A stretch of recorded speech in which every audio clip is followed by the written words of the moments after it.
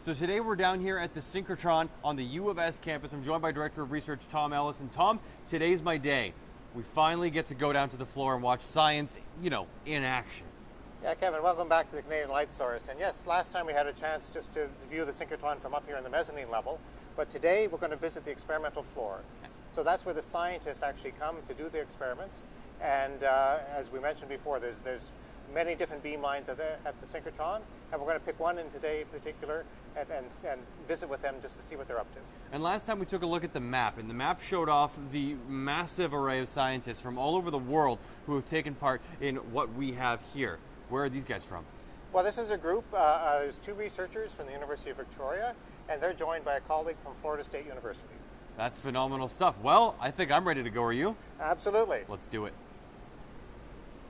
How did I get down here so fast? Must be TV magic. And I'm joined right now by Jay Cullen. You have 4 days here, and in those 4 days on the Vesper beam line, you have a lot of work to do. You're studying up on the carbon cycle and iron particles. Tell us a little bit about the research.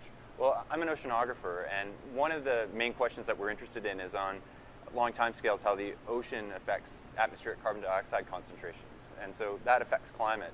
And we know that iron is a really important nutrient for the base of the food chain, algae, that fix carbon in the ocean, photosynthesis. And we're using the synchrotron because it's one of the best ways to tell us about the chemical form that iron takes and how it gets into the ocean and how it's likely to behave once it gets there.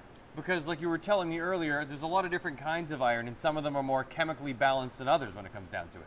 Yeah, so the behavior of these particles that we're looking at really depends on the chemical form that they take. And so most chemical analyses, the techniques that we normally use as oceanographers, can't tell us about sort of fine details about what that chemistry is like.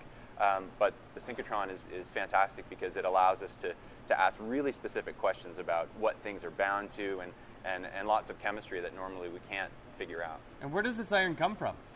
It comes from different places. The main way that iron gets into the Arctic Ocean that we're most concerned with, some of it is blown as dust in the atmosphere and settles down to the surface. Some comes in by rivers, the Mackenzie River, for example, and other particulate iron comes in from being resuspended from the shallow parts of the Arctic Ocean and then carried by currents out into the deep Arctic Ocean. And from the Arctic Ocean is where you have your iron supply.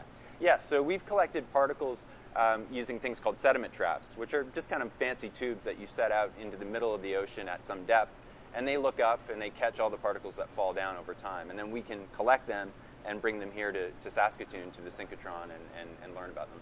Well, Jay, thank you very much for joining us. There's always something cool going on down right here at the synchrotron.